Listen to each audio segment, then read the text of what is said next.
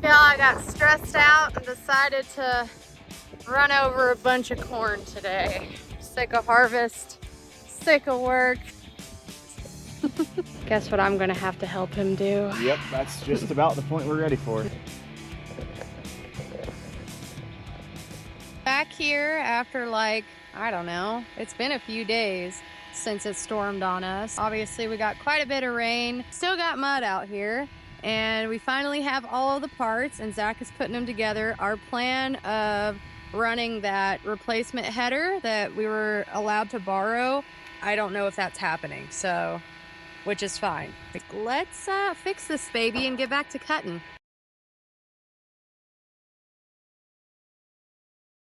Okay. Grease me.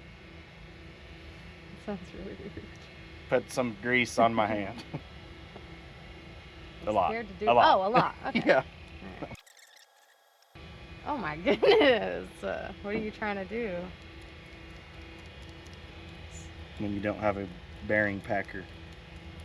Oh, you're trying to pack it. I was like, okay. All right. I know, people. You need a bearing packer. I know. I know. I know. For MacGyvering, as usual. Right, they know that. Do you have paper towels? No, we took them out of here. Gosh, you know what? I might have some in the tractor. I hold it like slightly like this. Yeah. Are you gonna bang on that? It shouldn't be hard. It's just sitting in there. Well, if you're confused about why we were putting it together and then taking it apart and then putting it back together, so were we. Also, sorry about the audio, I literally live in the tractor now. So Zach's handier than he gives himself credit for. He just looked at the diagram and put it all back together, and I will tell you that diagram, it's sitting on the tailgate. It has a itty bitty bitty tiny little rings and pieces, and you just have to figure out which one is which. We spent a good 20 minutes under the header, and the only reason I made a big deal out of it is because the bar kind of reminds you of like the squat bar at the gym. I don't know how much it weighs, but I know that I'm not the strongest person alive. I had to hold one part up while he held the other part up and start everything. And of course, it just wasn't doing it for us, so I had to use my back here and just, you know, wait it out, and hopefully, you know, Zach ran to go get the rest of the parts. She just did not want to cooperate there for a minute. Well, y'all, we got into our offices, aka the tractor and the combine. He made one pass, and I just stepped out, checked out the ground. Still under me. Let's go park out. We'll drive over to section 10. And see if it's any drier. It's a lot lighter ground than this. It may have soaked up the rain a little better. Yeah, we might not be able to cut today, so I'll keep you updated. All that fixing, and we might not even do it. Surprise! Of course we didn't get to cut today because that would have been too convenient. So here's a couple days later. Well, y'all, we are back at it. We are back in the field. Finally, we have a couple left to go. We are so close to being done. Everything is fixed. We are just now finishing this last pass. Last little pass of this side of the field. Notice anything weird about my tractor? It ain't got a glove on it. You know what that means? That means I'm learning a valuable lesson in how I'm gonna teach my kids how to operate a grain cart, tractor, or any other thing. As a grown woman that learned how to grain cart just a couple years ago, I regret learning how to do everything with the comfort of auto steer. I don't have auto steer today. I'm learning a really big lesson in doing everything myself. So everyone that talks crap to me in my comments says I don't do real grain carting. I am today, all right? So here's a little bit of proof of that. And you can ask Zach. Okay, so since we're just rolling with everything today, that looks like we usually do, I'll show you a little trick for all of my city friends that do not know anything about farming, tractors, finding lines, GPS. This is how they did it in the old days, and it works very, very well right now as well. This is my favorite hack to finding my perfect line, and I'll show you.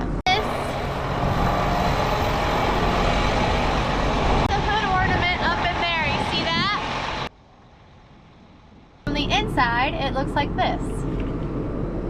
That's what's gonna help me line up to where I need to be, judging off of Zach's tracks. This is the widest header I've worked with, and Milo, I believe, was pretty wide as well, but it sticks so far out sometimes that you have to get very close to it to get that perfect distance between you, them, their auger sticking out to where they can load you up. So getting really close to that header is terrifying, but this little trick helps me out.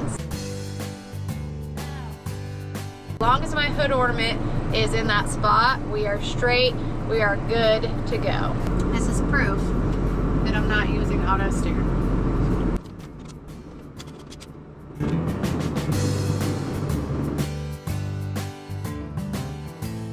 Good morning, y'all. We got the last day of harvest. I don't want to jinx myself.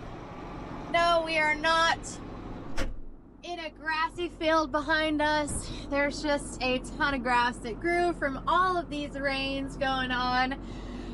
We got this half circle and I believe one full circle left. So really hoping we get out of this one because it's very, very slow going. But yeah, last day of harvest. Praying and hoping and praying some more that it doesn't drag on anymore, because as much as harvest is fun, both of us are just kind of over it. Okay, we made it to the last field. There's Zach. Right there. Hoping he's climbing back in there to get started. We've been sitting here for a second. He's trying to get everything calibrated because, as you can see, this is all laying down. It's kind of like that cowlick analogy I told you. And we're off. Last stretch of harvest, and I am running over the corn. I've had enough. I'm stressed out. I'm just kidding. We have to make a little path in the corner to get to the trucks, and this little section of one of the dryland corners is pretty fried up. Kind of running over, and it hurt real bad to do it. You all saw a video of that.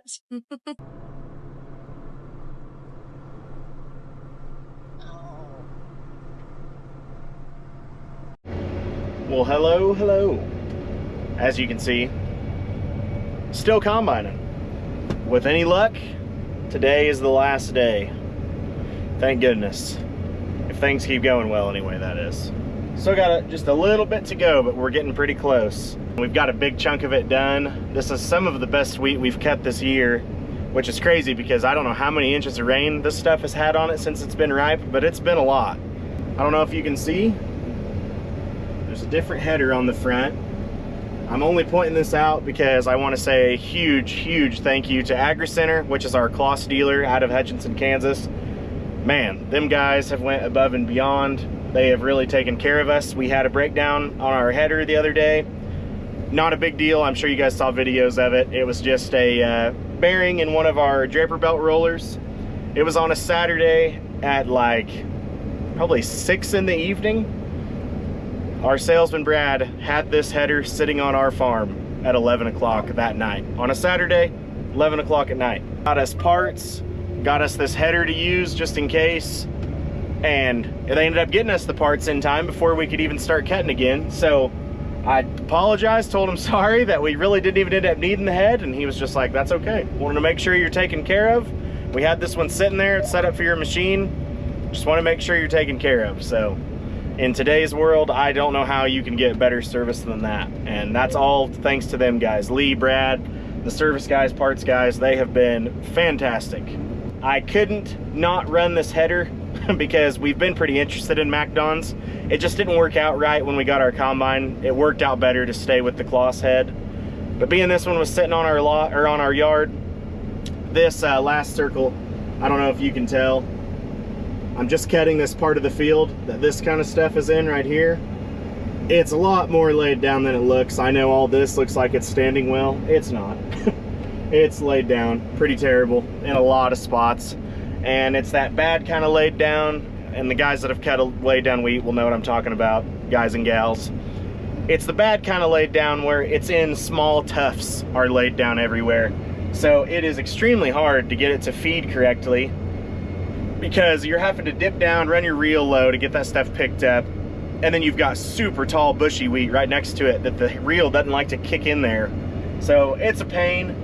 This header being it hinges, I knew this thing would be awesome in this field, and I thought it'd be a perfect chance to test it and just do a few passes with it. I've ran these MacDon heads before and I love them. They're awesome. I think for wheat heads, they are dang good. Thank you to them. But anyways, harvest is at the grind stage for sure. It's definitely hard to be as excited because it is just to that point. It's dragging on, but I think Jordan's getting sick of it. I don't know how much more she can take riding in the pickup with me to the field every day. A lot to be thankful for. But I'm gonna focus in and knock this last few acres out.